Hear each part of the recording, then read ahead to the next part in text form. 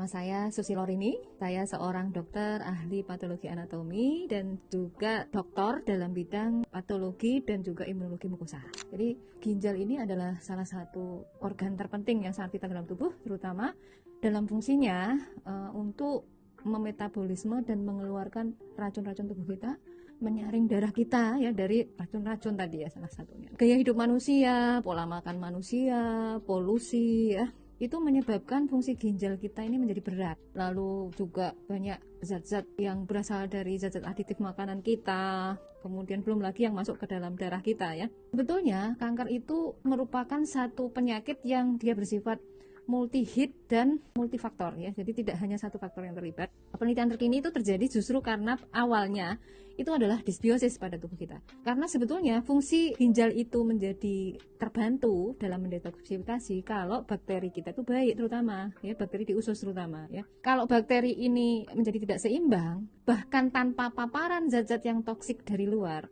metabolisme tubuh kita menjadi tidak baik ya. Nah, kalau racun itu banyak pada tubuh kita, apalagi kalau itu merusak DNA kita dan sistem tubuh kita itu tidak seimbang dalam perbaikan selnya, ada misalnya mutasi pada gen-gen perbaikan, maka bisa terjadilah kanker. Tergantung kankernya mau tumbuh di mana nih. Apa ada paparan zat tertentu nih yang menyebabkan misalnya ginjal, kalau zat ini di ginjal atau peradangannya di ginjal, ya sudah kankernya tumbuh di ginjal ya. Maka salah satu cara mencegahnya ya detoksifikasi ya.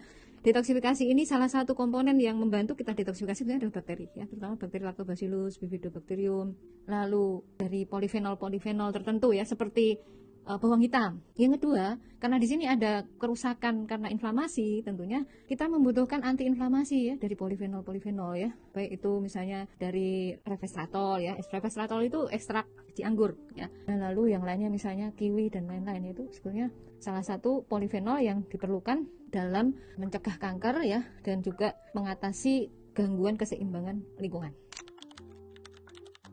2 saset atau 1 saset sehari 2 kali ya. Jadi terutama usahakan, karena ini targetnya di usus ya, 2 jam sebelum atau 2 jam sesudah makan.